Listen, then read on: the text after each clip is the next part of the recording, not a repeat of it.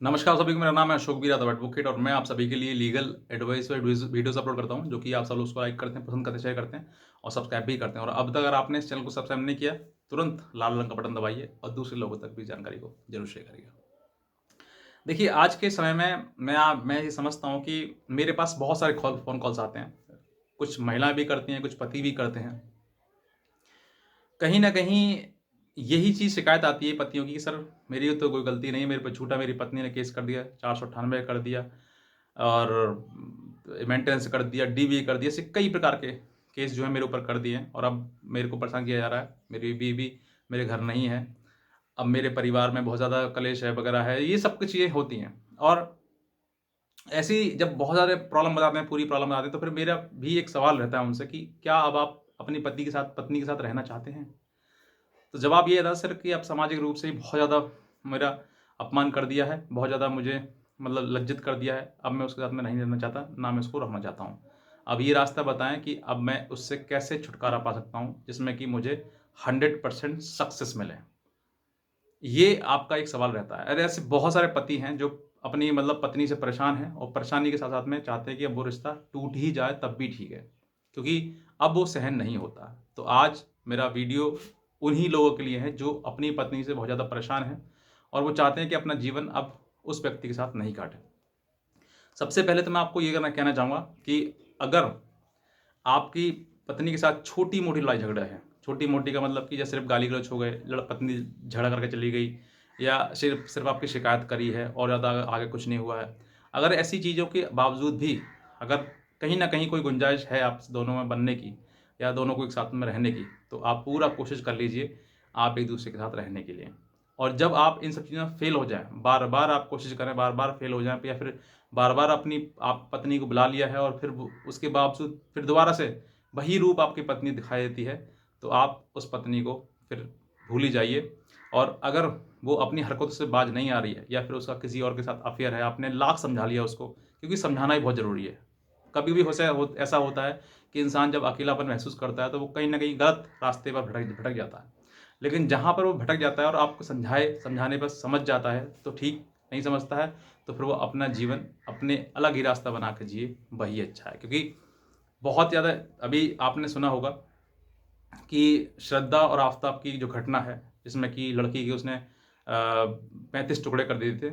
तो कहीं न कहीं ये एक एक रास्ता था, एक एक एक एक मतलब कहते हैं ना, मेंटली जो चीज़ें ख़राब होती हैं, वो यही कि लड़की उसमें दबाव बना रही थी शादी करने का, लड़का शादी करने को तैयार नहीं था। और उसने उसको सोचा कि अब इसको ठिकाने लगा दिया जाए, तो ठिकाने लगाने के लिए उसने ऐसा काम किया।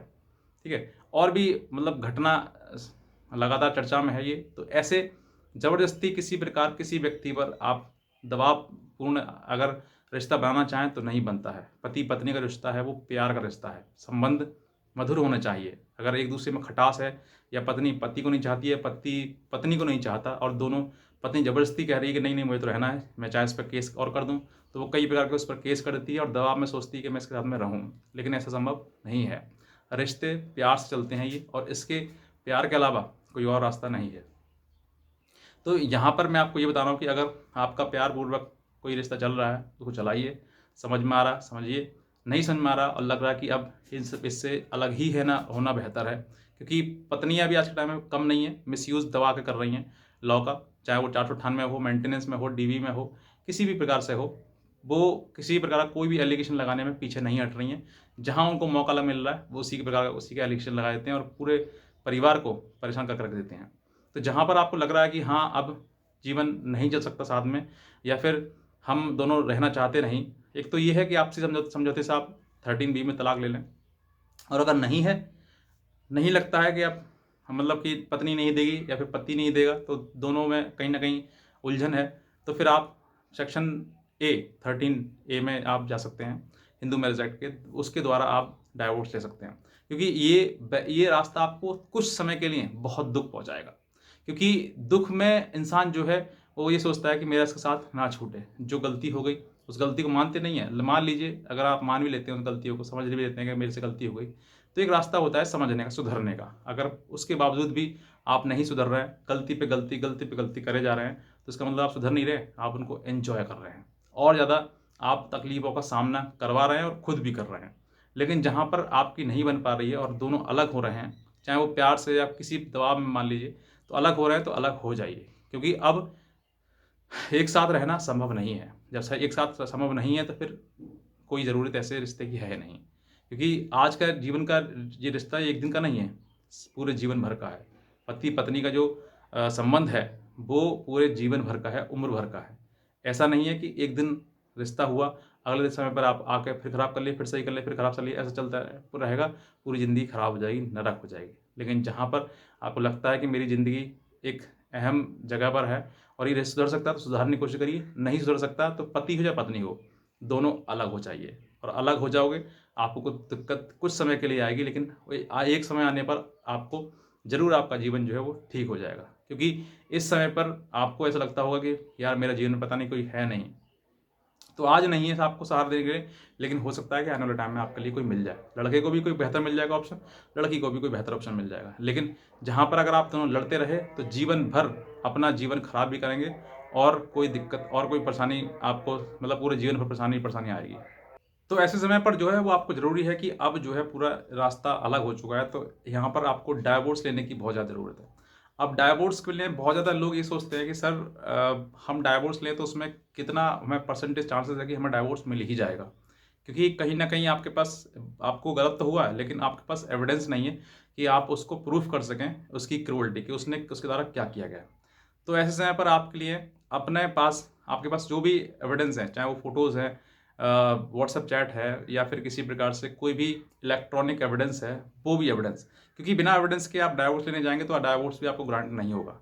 आपको ज़रूरत है कि आप उसकी क्रूरटी किसी न किसी प्रकार से आप उसकी क्रूरटी को साबित करें, प्रूफ़ कर दें कि मेरे ऊपर इसने ये क्रूरटी करी है, तभी आपको वो डाइवोर्स मिल सकता है।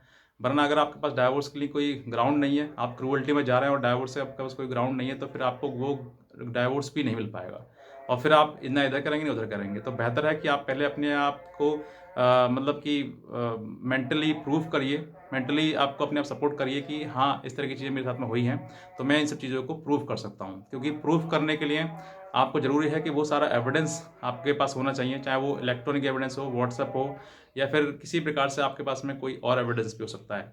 तो आप इन सब चीज़ों का एविडेंस अगर आपके पास में होगा तो भी आप उसको फाइल करें।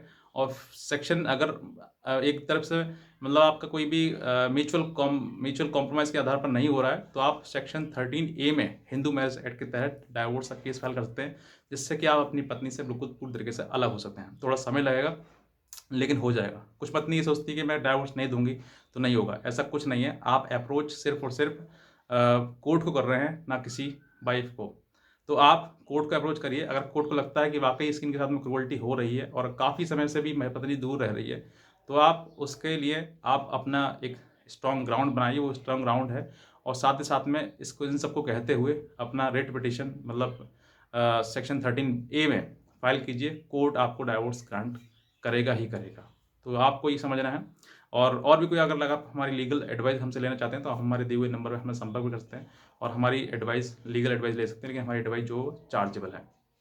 तो बस मैं इतना कहना चाहूँगा। और अगर आप इस चैनल पर नए हैं, सब्सक्राइब करिएगा, दूसरे लोगों तक भी जानकारी को जरूर शेयर करिएगा। आज का वीडियो के लिए आपसे बहुत धन्यवाद।